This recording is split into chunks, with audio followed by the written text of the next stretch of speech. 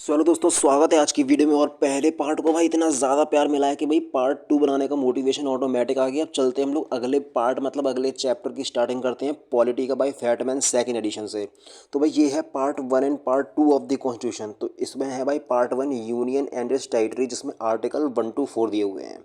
तो आर्टिकल 1 क्या कहता है भाई? आर्टिकल 1 कहता है name and territory of the union. जैसा कि मैंने पिछले लेक्चर में आपको बताया था कि भाई शुरुआत भाई नाम और निशान से ही होती है। तो name and territory of the union article 1 में दिए है। 1 क्लॉज 1 क्या कहता है? India that is Bharat shall be A union of states. ये लिखा हुआ है, ठीक है। इंडिया और भारत दोनों नाम दिए हुए हैं कॉन्स्टिट्यूशन में, ये आपको याद रखना है, मेंशन है। 1 क्लॉज 2 में दिया हुआ the states and the territories thereof shall be specified in the first schedule, जो मैंने दिखाया था फर्स्ट शेड्यूल में दिया हुआ था, ठीक है। 1 क्लॉज 3 कहता है the territory of India shall comprise of. Territory of India में क्या क्या आएगा? टेरिटरीज ऑफ द स्टेट्स, ठीक है। यूनियन टेरिटरीज जैसे लक्षद्वीप, पौंडीचेरी, ये सब हो गया specified in the first schedule में दिए हुए हैं, ठीक है। Such other territories as may be acquired in future, या फिर भविष्य में इंडिया कोई भी, जैसे अगर इस्लामाबाद पे कब्जा कर लेती जाके पाकिस्तान में, तो भाई वो अपना हो जाएगा, तो वो भारत में आ जाएगा, ठीक है। फिर आ जाता है ये कुछ टाइप्स ऑफ पॉलिटी दिया हुआ है। तो इसका मतलब क्या है भाई? India is not a federation but a union of state. इसका मतलब है भाई कोई एग्रीमेंट साइन नहीं हुआ है स्टेट के बीच में, वो अलग नहीं हो सकती हैं। Term federation has nowhere been mention in the constitution. ये फेडरेशन वर्ड जो है भाई कॉन्स्टिट्यूशन संविधान में कहीं भी नहीं दिया हुआ है। Federation of state a new entity that is formed through a treaty और एन एग्रीमेंट, ये है भाई जो एग्रीमेंट साइन हुआ है, हाथ मिलाया गया है स्टेट्स के बीच में, और वो भाई कभी भी छोड़ के जा सकता है एग्रीमेंट तोड़ के। तो ये है USA. Union of state, no agreement between the federating units, कोई एग्रीमेंट नहीं है भाई। They do not have the right to secede from the union. अब यहाँ पे राजस्थान, पंजाब, ये भाई इन्हें कोई हक नहीं है कि ये छोड़ के चले जाएं कि ना ना लाडल है हमें तो जाना भाई, नेपाल के साथ रहना। ऐसा कुछ नहीं है भाई, तुम्हें इंडिया में रहना होगा, तुम इंडिया का ही पार्ट रहोगे, चाहो ना चाहो तुम्हारी नहीं चलेगी। India is an indestructible union of destructible states, ठीक है। इंडिया है भाई इंडस्ट्रक्टिबल यूनियन, मतलब ये यूनियन है जो टूट नहीं सकता है, ऑफ डिस्ट्रक्टिबल स्टेट्स। लेकिन स्टेट्स टूट सकती हैं आपस में, स्टेट आपस में एक दूसरे से अलग हो सकती हैं लेकिन देश के अंदर रहेंगी। लेकिन इंडिया इंडस्ट्रक्टिबल यूनियन है, और वहीं यूएस जो है इंडस्ट्रक्टिबल यूनियन तो है लेकिन इंडस्ट्रक्टिबल स्टेट्स हैं। यहाँ पे उल्टा है थोड़ा सा, ठीक है। अब आते हैं आर्टिकल 2 पे भाई। आर्टिकल 2 क्या कहता है? Admission of establishment of new states. Article 2 में भाई कोई भी नई स्टेट आती तो उसके बारे में भाई है, मतलब कोई भी जैसे तुम्हारा पूरा ग्रुप है, तुम लोग नहीं कहते नई घोड़ी नई चाल डैन, जब छोटे पे हम लोग खेलते थे भाई छुपन छुपाई पकड़म पकड़ाई, तो नई घोड़ी नई चाल डैन, तो वही है भाई। जो नया बंदा आया है उसके बारे में दिया हुआ है आर्टिकल 2 में। Parliament may by law admit into the union और establish new states on such terms and conditions as it thinks it, ठीक है, वही मतलब है। आर्टिकल 3 में दिया हुआ है formation of new states and alteration of areas boundaries और नेम्स ऑफ एग्जिस्टिंग स्टेट्स, ठीक है। तो आर्टिकल 3 में दिया हुआ है भाई कि तुम नई स्टेट बना सकते हो पुरानी स्टेट में से। बाय कैसे कर सकते हो? ये तुम बाउंड्री अल्टर कर सकते हो, उसकी बढ़ा सकते हो, कम ज़्यादा कर सकते हो, नाम बदल सकते हो, कुछ भी तुम बाकायदे करनी है तुम सब कर सकते हो, लेकिन वो एग्जिस्टिंग स्टेट होनी चाहिए। अगर न्यू स्टेट आ रही है तो वो आर्टिकल 2 में आ जाएगी। पार्लियामेंट में बाय लॉ, पार्लियामेंट क्या कर सकता है? Form a new state by separation of territory from any state. देखो जैसे मैंने कही थी, किसी से अलग करके स्टेट से, बाय यूनाइटिंग टू और मोर स्टेट्स, जैसे अलग अलग दो स्टेट्स को जोड़ देते हैं तो एक बन जाएगी, या दो में से अलग कर, जैसे यूपी में से उत्तराखंड बन गया, आंध्र प्रदेश में से तेलंगाना बन गया, इस तरह से। या फिर increase the area of any state, diminish the area of any state, alter the boundaries of any state, alter the name of any state. तो ये कुछ बकैतियाँ हैं जो कर सकती है सरकार भाई, अलग अलग नाम चेंज करने के लिए भाई। फिर नोट 10 का है, 20 का है। Bill related to subject matters given in article 3 shall be introduce with the prior recommendation of the president. मतलब इससे रिलेटेड अगर कोई भी बिल आने वाला है लाडले, तो प्रेसिडेंट की रिकमेंडेशन पे ही आएगा। Who shall refer the bill to the legislature of the state concern. फिर वो बिल जाएगा स्टेट लेजिस्लेचर के पास, ठीक है। Fifth constitutional amendment empowered the president to set a time limit for state legislature to express its views. पाँचवें संविधान संशोधन के तहत प्रेसिडेंट ये टाइम लिमिट देता है भाई स्टेट लेजिस्लेचर को कि भाई तुम्हें इतने इतने टाइम में डिसाइड करके बताना पड़ेगा, वरना हम अपना डिसीजन ले लेंगे। Difference between article 2 and article 3 क्या होता है? तो article 2 talks about incorporating foreign territory, जैसे मैंने बताया। अगर विदेशी ताकत, मतलब विदेशी ताकत कहाँ से आ गई बीच में, अगर कोई बाहर का भाई ऐसे पाकिस्तान नेपाल जैसे बच्चे हैं भाई इंडिया में आते हैं तो वो आर्टिकल 2 में आ जाएगा। लेकिन अगर हम यूपी को तोड़ के उत्तराखंड बना दे रहे हैं तो वो आर्टिकल 3 में आ जाएगा। ठीक है। आर्टिकल 4 क्या कहता है? Laws made under article 2 and 3 to provide for the amendment of first and fourth schedule. Laws जो आर्टिकल 2 और आर्टिकल 3 में दिए हुए हैं, amendment of first and fourth schedule में काम आएंगे वो। ठीक है, अभी समझते हैं इसे आगे क्या इसका मतलब है।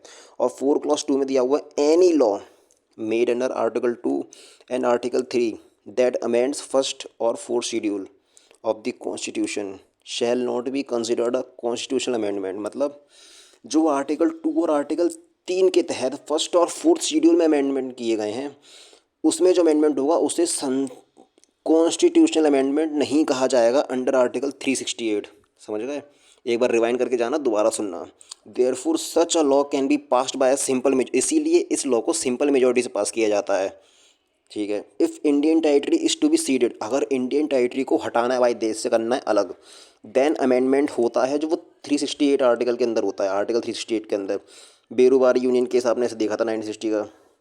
एंड ये आपको याद करना है 100th अमेंडमेंट जो हुआ था 2015 में, इंडिया बांग्लादेश बाउंड्री एग्रीमेंट था भाई। तो वहाँ तो इंडिया ने अपनी 111 एनक्लेव्स जो होती हैं वो बांग्लादेश को दी थी, और बांग्लादेश ने 51 एनक्लेव्स दी थी इंडिया को। ठीक है, इतना आपको याद रखना है।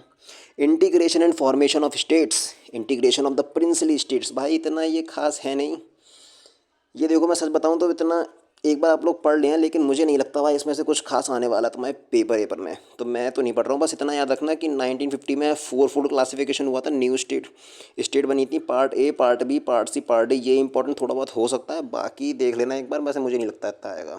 Committees of linguistic reorganisation of states, Dhar committee. ठीक है, धार कमेटी के कौन थे? एस के धार भाई। लिंग्विस्टिक जी क्या है? कमिटीज़ जो लिंग्विस्टिक रीऑर्गेनाइजेशन के लिए बनाई गई थी।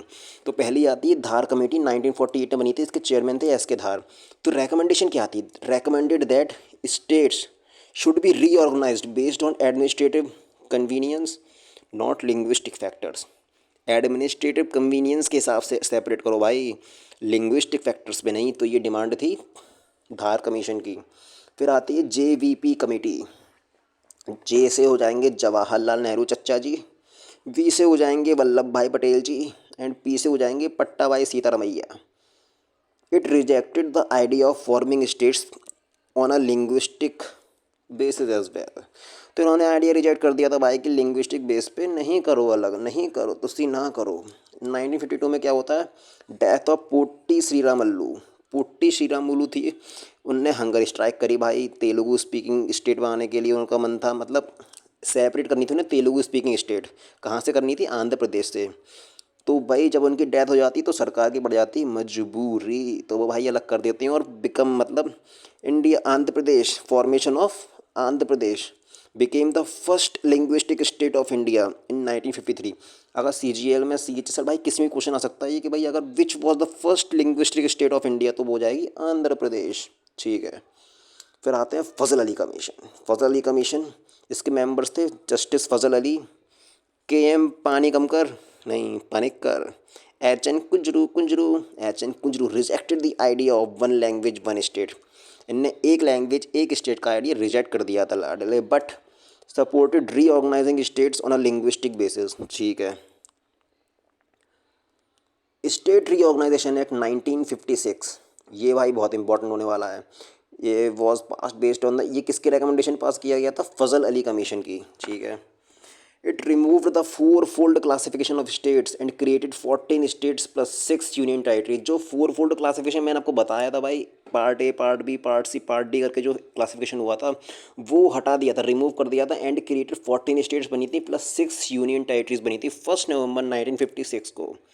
With regard to North India, it's sought to divide the huge Hindi speaking belt into 4 states. ठीक है, अलग अलग स्टेट में डिवाइड किया गया। Bihar, UP, MP and Rajasthan की फाउंडेशन हुआ था। फिर इन द ईस्ट, ये तो भाई देखो इतना कुछ खास नहीं है, हटाओ।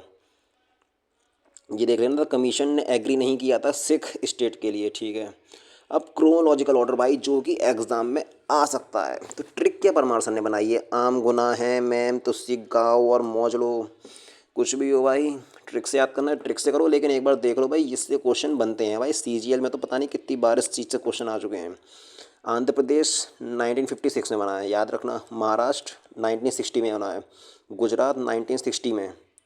नागालैंड 1963 में। भाई ये तो बहुत बार पूछा गया है, बहुत बार पूछा गया भाई। नागालैंड 1963 में। हरियाणा 1966। हिमाचल 1971। मेघालय 1972। मणिपुर 1972। त्रिपुरा 1972, ये याद रखना है।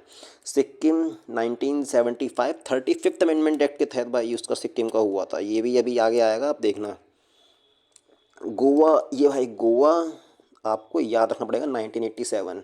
अरुणाचल जो हो गया भाई, अरुणाचल भी 1987। गोवा, अरुणाचल और मिज़ोरम। गोवा, अरुणाचल और मिज़ोरम भाई ये थे 1987 में बने हुए। तो भाई ये आपको याद रखना होगा। बॉम्बे रीऑर्गेनाइजेशन एक्ट जो था भाई, उसने बॉम्बे को डिवाइड कर दिया था महाराष्ट्र और गुजरात में। तो कुल मिला के मोदी जी एक टाइम पे बॉम्बे के हिस्सा थे। They both commemorate their statehood on 1 में। ठीक है, इसका मतलब समझ रहे हो, अगर मोदी जी गुजरात में पैदा हुए हैं, अगर गुजरात में पैदा हुए हैं भाई, उनकी एज भी ऐसी कुछ आसपास चल रही है 65 से ऊपर, तो भाई कुल मिला के मोदी जी इस टाइम पे कहीं पैदा हुए हैं फिर तो। पकड़े गए। Karnataka, Kerala, Andhra Pradesh, Chhattisgarh, Haryana and Madhya Pradesh celebrate their statehood on 1 November. ठीक है भाई, इसमें इतना कुछ खास है नहीं, पर पढ़ा दिमाग में आ गया तो 1 नंबर टिक मारा होगा भाई तुम लोग जाके सीधे। एडिशनल पॉइंट्स टू रिमेंबर, 12वां संशोधन जो था उसमें गोवा, दमन दीव, ठीक है। ऑपरेशन विजय के तहत तो भाई गोवा को लिबरेट किया गया था पोर्टुगीज से। ठीक है, इतना याद रखना है आपको। 10th अमेंडमेंट में क्या दिया हुआ, दादर एंड नागर हवेली को भाई बनाया गया था, मर्ज कराया गया दमन एंड दीव के साथ। ठीक है। 22वां अमेंडमेंट जो था भाई वो मेघालय के लिए था। Meghalaya was created with in Assam, Assam में से बनाया गया था। ये मिजोरम, अरुणाचल, ये तो बताया था 19, ये डेट याद रखनी है आपको, 1987। छत्तीसगढ़, उत्तराखंड, झारखंड, तेलंगाना 29वीं स्टेट बनी थी इंडिया की 2 जून 2014 को, याद रखना। सिक्किम स्पेशल केस था। सिक्किम पहले छोग्याल डायनेस्टी भाई रूल करती थी इस पर। Became associate state under article 2A। ठीक है।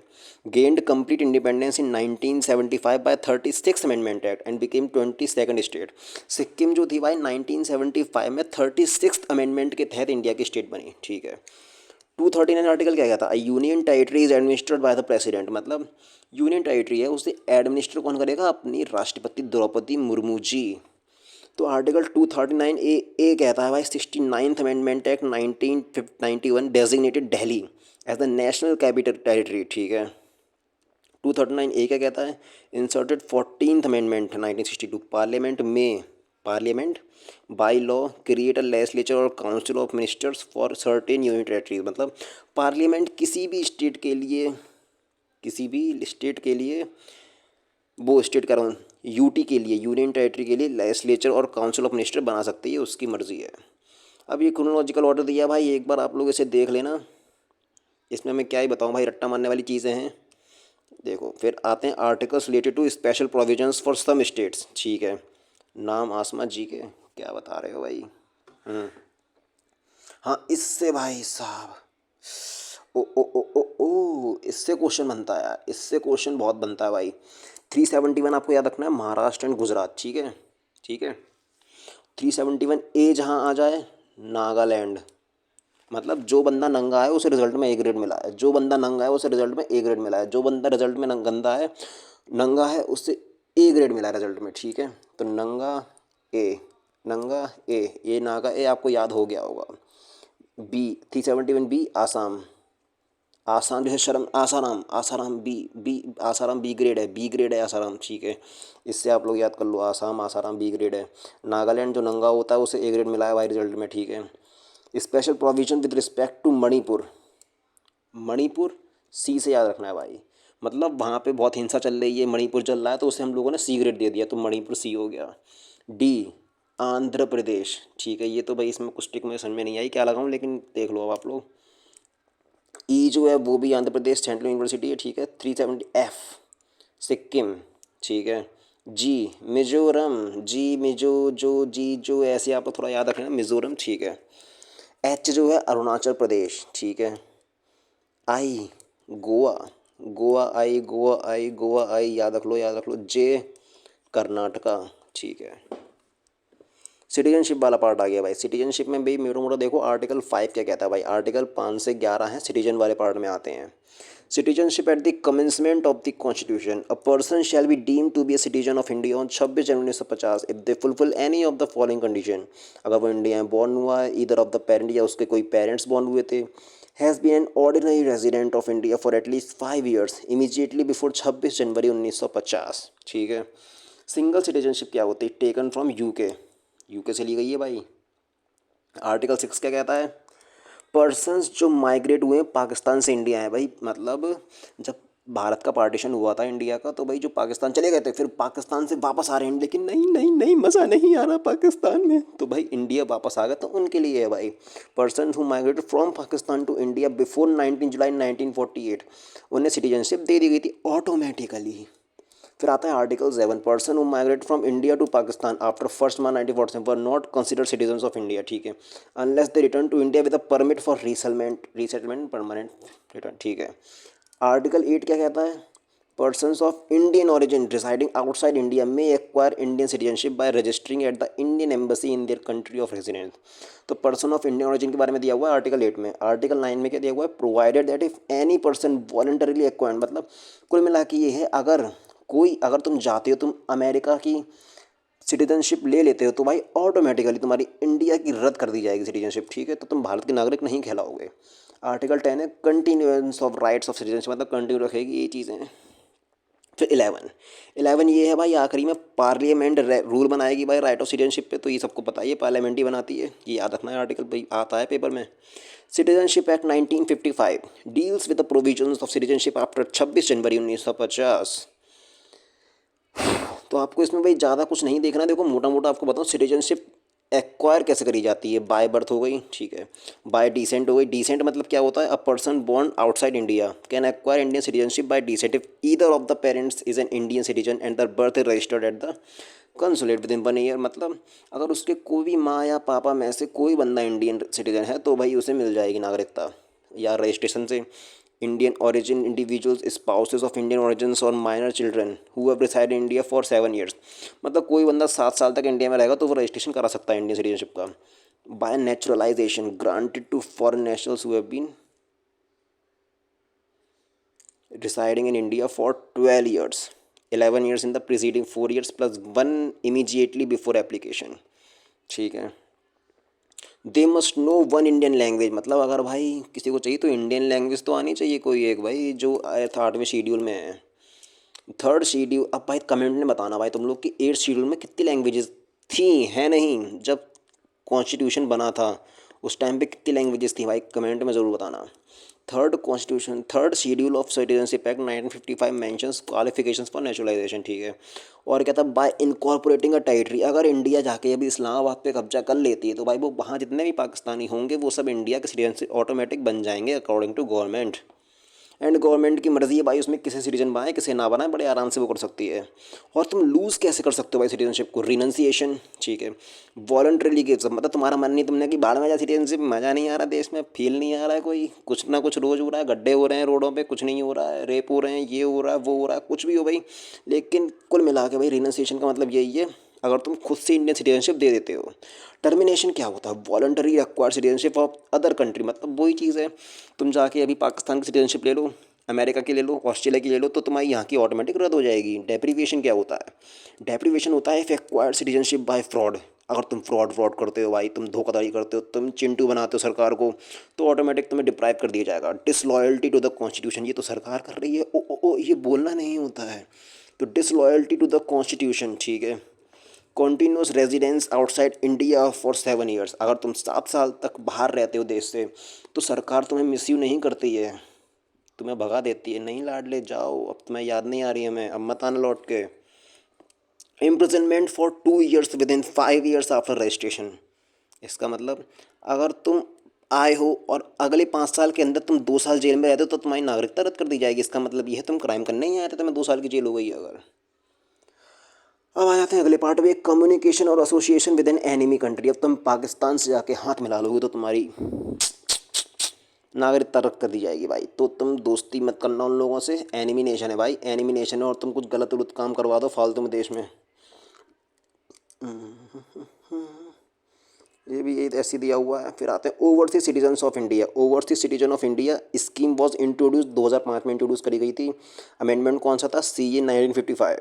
The person of Indian origin scheme and overseas citizen of India scheme was merged in 2015 to simplify the system for the people of Indian origin living abroad. ठीक है। Restrictions कौन से होते हैं OCI card holders पे? No right to vote, तुम vote नहीं कर सकते हो। Not eligible for public services और गवर्नमेंट पोस्ट, तुम CGL का एग्ज़ाम भी नहीं दे सकते हो। Not permitted to own agriculture property, तुम्हारी गांव में ज़मीन भी नहीं होगी। Indian passport is not issued to OCI holders, तुम्हारा पासपोर्ट भी नहीं बनेगा Indian passport.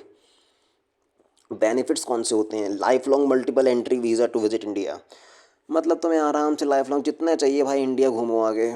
Facilities similar to NRI जैसी फैसिलिटीज़ मिलती हैं economic, financial and educational fields में। ठीक है। परमिशन टू बाय और सेल इमूवेबल प्रॉपर्टी, ठीक है, खरीद सकते हो property word except agriculture land, तुम गांव में ज़मीन नहीं खरीद सकते। तुम औरा जो होता है भाई असली वाला गांव में ज़मीन भाई वो नहीं खरीद सकते हो। प्लांटेशन प्रॉपर्टी और फार्म हाउस, तुम फार्म हाउस भाई अमीरी हो और फार्म हाउस ना हो भाई तो ये भी कोई मतलब नहीं है। Eligible to practise certain profession, कुछ प्रोफेशंस हैं जो तुम कर सकते हो। रीसेंट अमेंडमेंट क्या हुए थे? रीसेंट अमेंडमेंट जो हुआ था वह सिटीजनशिप अमेंडमेंट एक्ट 2019 का जो हुआ था, उसके सेक्शन 6B में दिया था people from 6 communities, Hindu, Sikh, Parsi, Jain, Christian, Buddhist of 3 countries, Bangladesh, Afghanistan और पाकिस्तान के ये जो हैं लोग can acquire citizenship through naturalisation, वो नेचुरलाइजेशन से सिटीजनशिप ले सकते हैं इंडिया की। इफ़ एंटर्ड इंडिया ऑन और बिफोर 31 दिसंबर 2014, अगर वो इंडिया में आए हों 31 दिसंबर 2014 से पहले तो वो ले सकते हैं सिटीजनशिप। लेकिन इसका मतलब ये था 2014 के बाद जो आए हैं, मतलब मोदी जी के आने के बाद जो आया बंदा भाई, मोदी जी ने सख्ती रख दी है अकॉर्डिंग टू हिम, अपने आप में खुश हैं वो।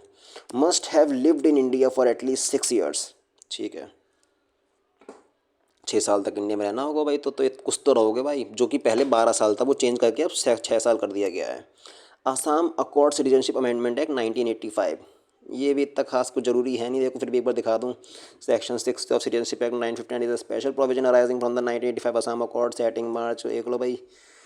इन India both citizen by birth and citizen by naturalisation are eligible for the office of president, मतलब इंडिया में नेचुरलाइजेशन और बर्थ बाय बर्थ इन दोनों को प्रेसिडेंट बनाया जा सकता है, लेकिन USA में नेचुरलाइजेशन एलिजिबल नहीं है, सिर्फ बाय बर्थ वाला ही प्रेसिडेंट बन सकता है।